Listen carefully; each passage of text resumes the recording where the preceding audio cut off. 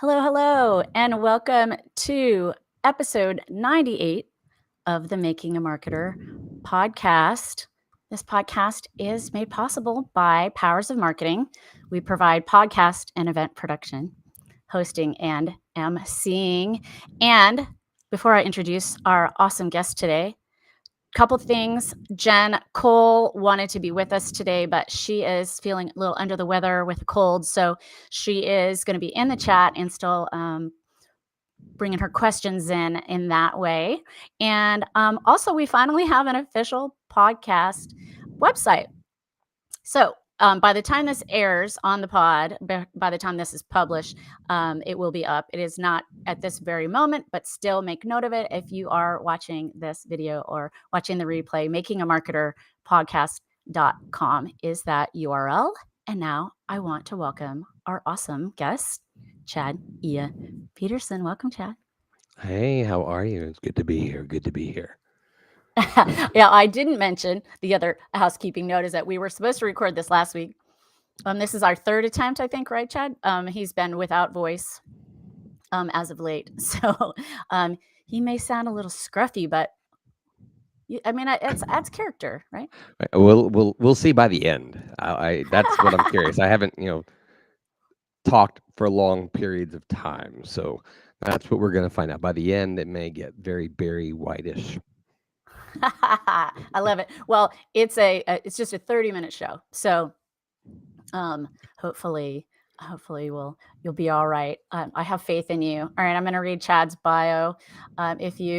Some of you may have heard this before. It's worth repeating. Following a hardcore snipe hunt, botched pizzeria robbery, 2 years in a bear suit, and several moments atop a 6-foot unicycle, Chad Illa-Peterson, aka the Story Catcher, discovered the compelling power of stories. Today, Chad helps you find and craft the stories you didn't even know you had to create deeper connections and open a portal of belonging. Now, I really want to know if any of that stuff actually happened. Oh, there's everything in there is true. I tell stories. I don't tell stories. Make up things? Okay. That's funny. All right, that's fair. All right, and for those of you who are watching us live, please feel free to hop in the chat and ask us some questions, whatever, however you'd like to get involved. We would love to have it. Okay, so I'd like to start at the beginning because that is a very good place to start, right? When you first begin to read, you start with ABC. That's right. So we'd love for you to tell our listeners what inspired you to become the story catcher. You did. All of you, all of my friends out there did. It was just kind of a natural progression.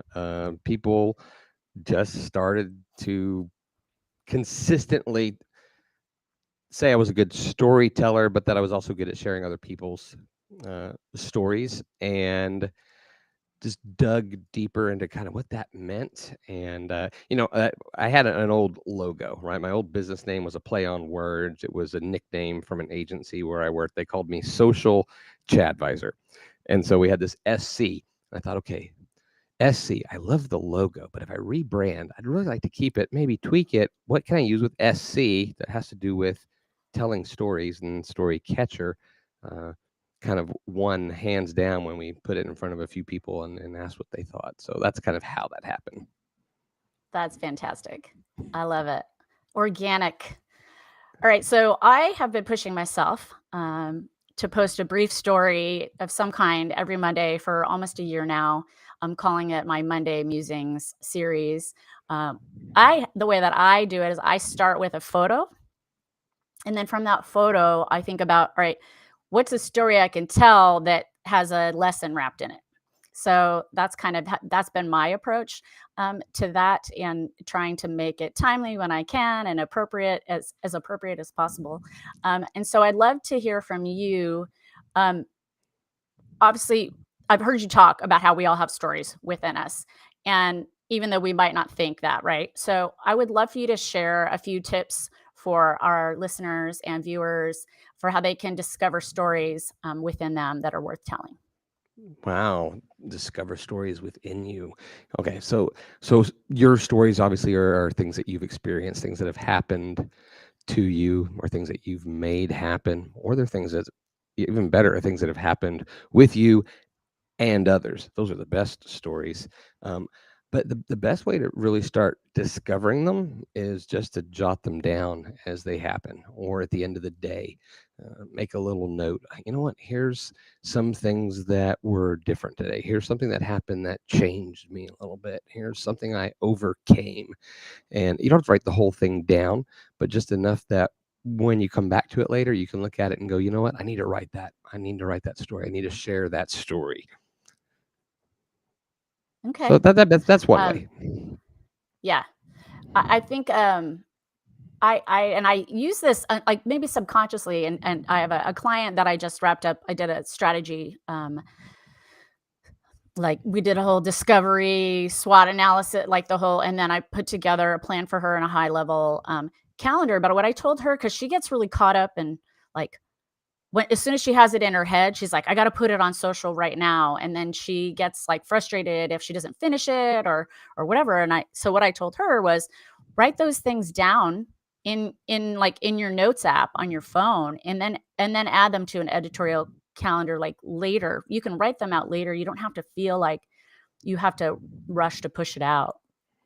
Yeah, and So that's a great thing too. Is because sometimes you want to look back at it and then you think, yeah, is it really a story, or is it more of a travel log? Is it just an event or an anecdote? Was there something really unique and special here?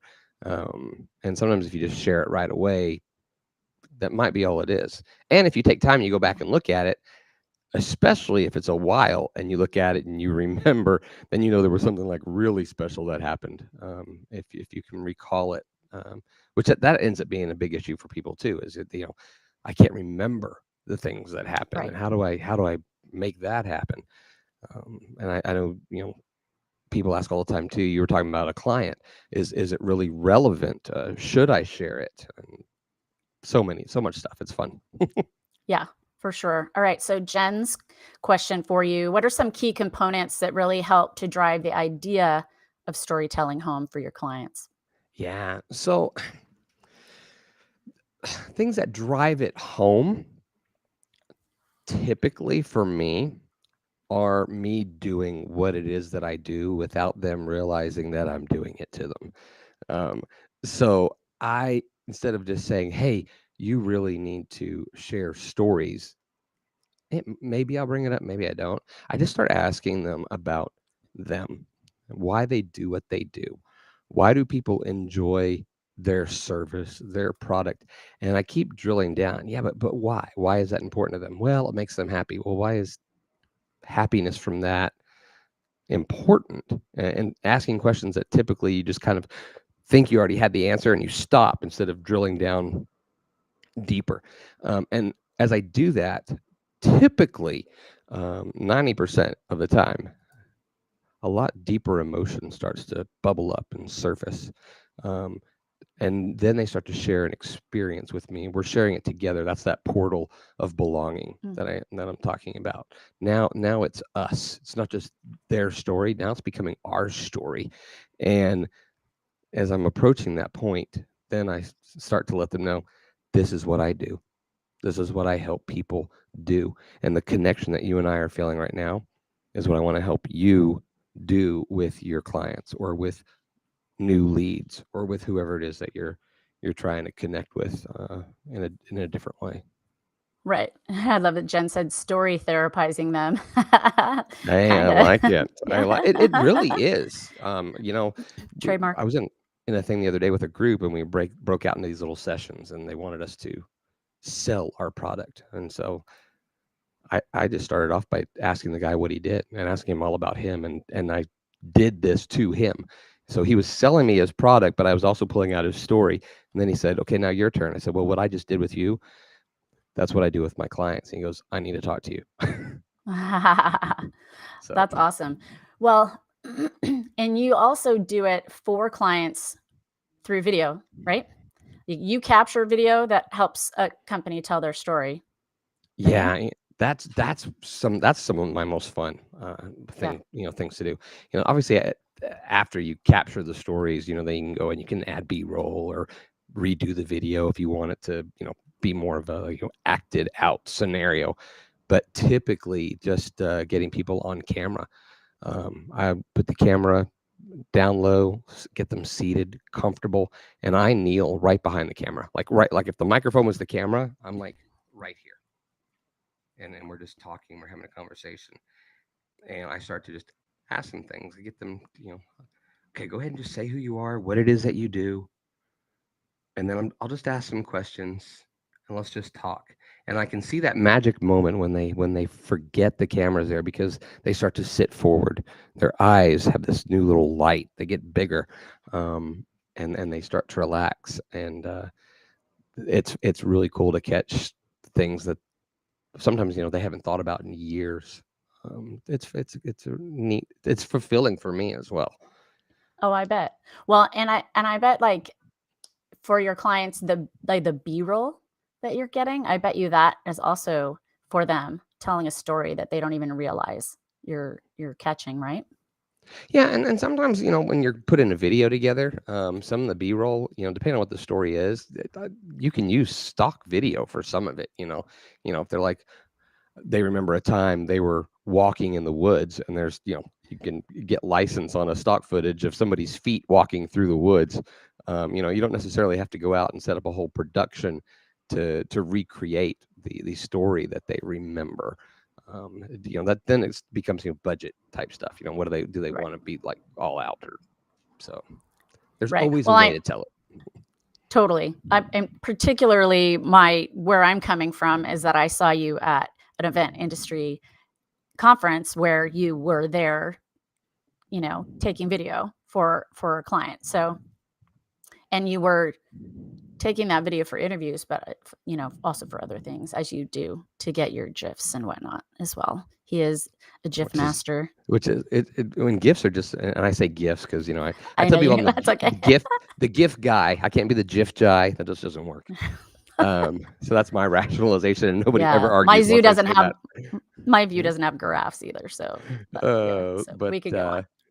anyway, but those tell stories, and what's great about those is when you capture them for other people, and they can see it, they get to relive moments, but gifts also, if they're used by other people, they can use them to tell whatever story they want to tell with them as well. So they're a lot of fun. Yeah. True, true. Yeah, I took the time to create a bunch, and then I didn't get my Jiffy account approved. So that's another story for another time. We'll chat Okay. after. I can help you with Yeah. that. All right. So we're about halfway. We like to do a little brain break. We don't normally do these on our live shows, but because this is like simulated live, um, with Jen being in the chat. Unfortunately, we're not going to get her story, but I was part of it. I guess I could briefly tell hers, but I would love you. Want you to go first. So, what is your favorite story, Chad? What's your favorite story to tell? And I know you asked me this ahead of time, and I just kept going round and round. I'm like, favorite story. I don't know that I have just an absolute favorite story. I have all kinds of different stories. One that I share often when I'm speaking. So you see, that's what the thing. I was like, well, she's already heard this story. That would be the That's snipe okay. hunting, right? The snipe hunting story is a great story. It's a fun story. Um, so I thought, well, what else? What would be another fun one that I like? There was a time um, when I was in high school, as many of us were. Nothing unique about that, but it was my sophomore year in high school, and we had to do a presentation, and I utilized this weird talent, I guess, skill, whatever that I developed of juggling, because I wanted to make sure that my project was memorable. I always tell my clients, you don't have to be the best, you just have to be memorable. And so I was like, okay, if I can be memorable, that's going to help my grade. And so I juggled flaming torches in the classroom, um, never even once thinking about the fact that this was a solid brick building. in a classroom in the middle of the building, so there were no windows, no real ventilation. Ended up setting off the smoke alarm, and no one ever forgot my project, right? So I Right. was memorable, and I learned a big lesson from that. One, be memorable. Two, don't juggle flaming torches inside. But because of that and being memorable and the impression it created, it gave the idea to other people, hey, this guy should become the mascot at the school, which sounds like, whatever, right? Because, that's what the girls want is like, you see my Letterman jacket says mascot, how you doing, right? But I, did theater. I liked to do the entertaining thing. I thought, okay, I'll do it. And so I signed up only to be told, well, the mascot's always been a senior. And so I asked them, is that just the way it's been, or is there a rule? And found out there wasn't a rule, but they weren't going to let me audition. And so I talked to some of my classmates and to the student council advisor for that particular grade. And we came up with the idea, well, let's do a petition. And let's either get the rule written or get what they've decided to tell me I couldn't do overruled. And so we had it filled out, and we got enough signatures that I got the okay to do it. Well, to become the mascot was more than just signing up. You had to audition. You had to come up with a skit. And I already knew the odds were stacked against me because nobody wanted a junior mascot. They wanted a senior. So I decided I better come up with something memorable. And so while some did little dances and one even rode a little skateboard and they fell off, I came in dressed in this bear suit on a 6-foot unicycle playing a trombone. Wow. And I became the mascot that year. Only to find out when we had the first pep rally the following school year, all the seniors had gotten together and decided we don't want this guy and we're going to let him know it. And so they got newspapers, and rumor was they were all going to turn their back on me. But there's always a way to get people's attention. It's very interesting. If you really think about what they like, what they do, what gets them excited, they will put away their prejudice, they'll put away their anger, and they'll get sucked up into the moment, into the fun. The school was only 10 years old, and very few people knew the mascot's name. And so I decided, okay, I'm going to make sure everyone knows it, and I'm going to tell them they all have to chant it, or the mascot won't come out. And at that time, MC Hammer was huge. So I knew if I got everybody chanting and I used MC Hammer, I would win. And so we got them chanting. The newspapers were put away.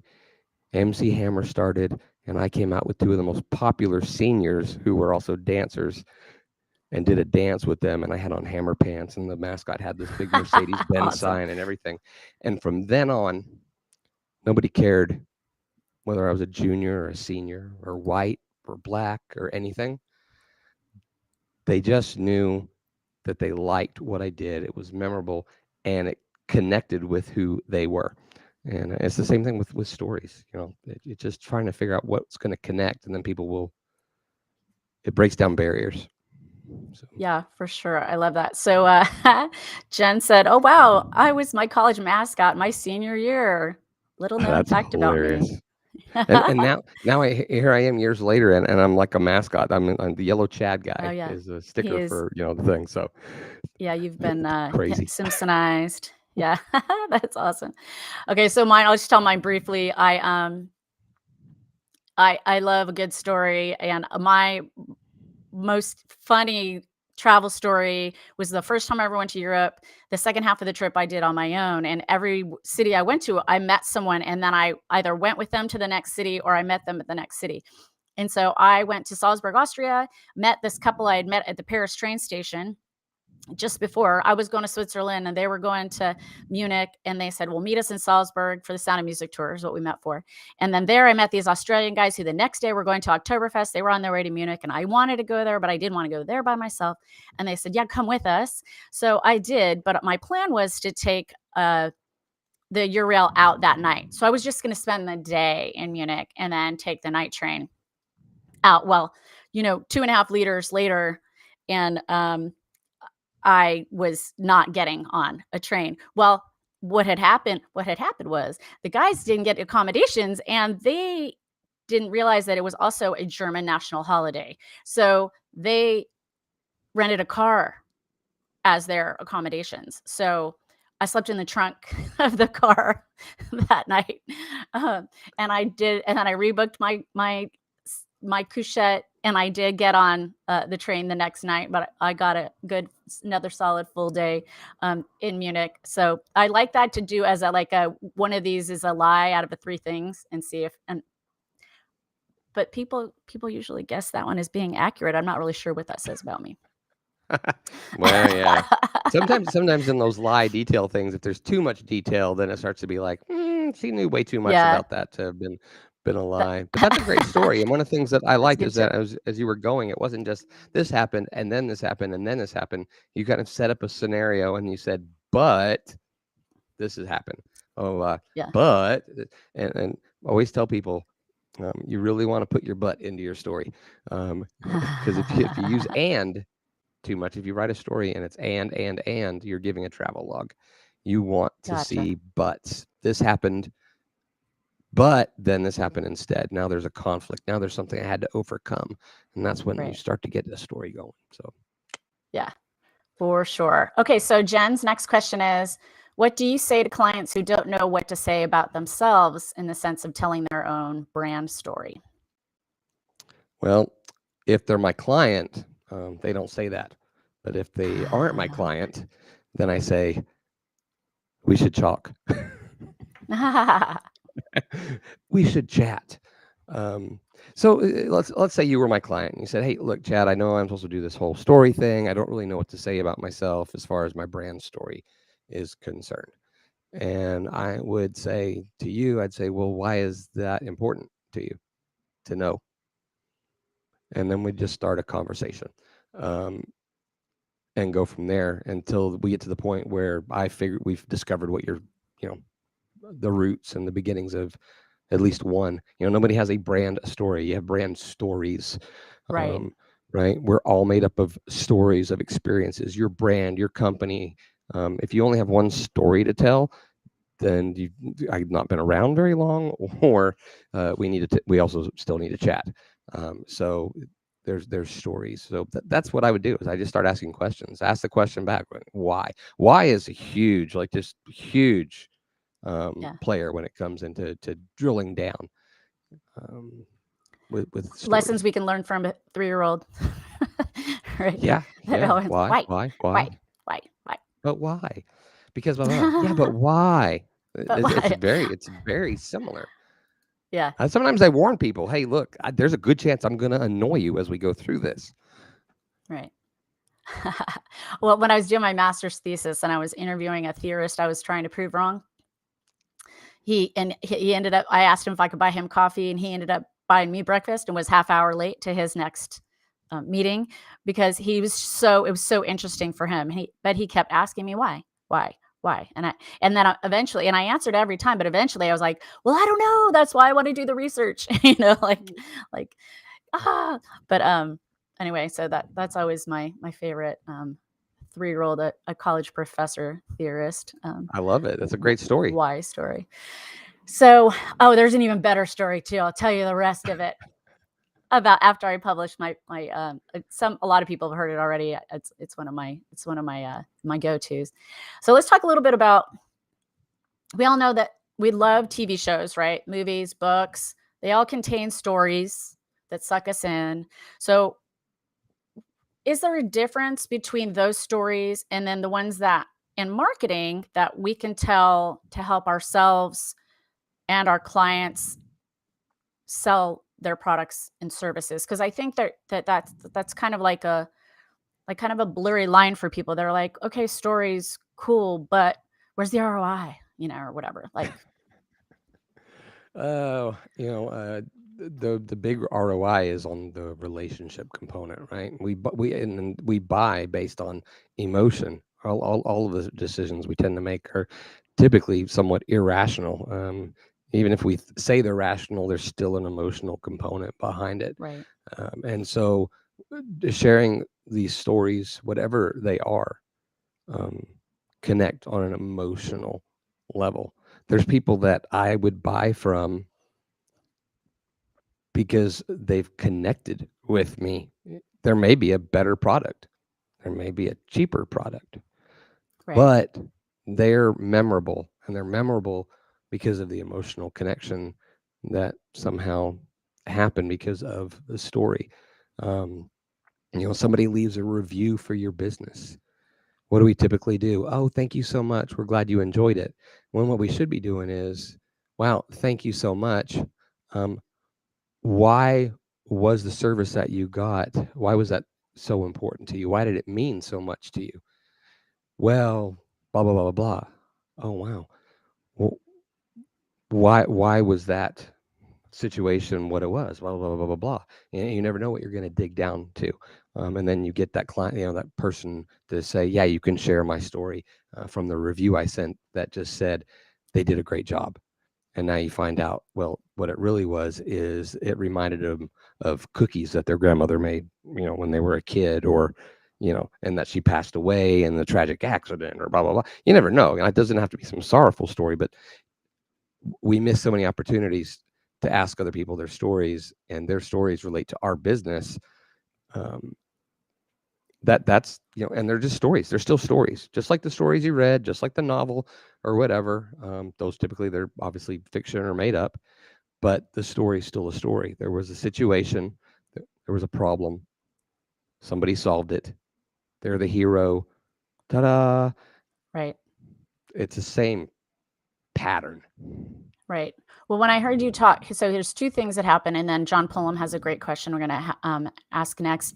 Um, being memorable. That was the biggest thing I took away from your talk at Social Media Week Lima. Like, oh, okay, you don't have to be the best, you do have to be memorable. And so that I took that to heart. And it also, I was about to give a talk, and actually maybe two, I forget if I did one or two after that. Anyway, but I was like, you know what? I'm totally missing the boat here on like not starting out with telling a story, because I know that's a favorite thing for me when someone's on stage. But I think because I've been giving most of my talks from my desk, I've just kind of caught up in like, oh, everyone just wants, you got to get right to business, right?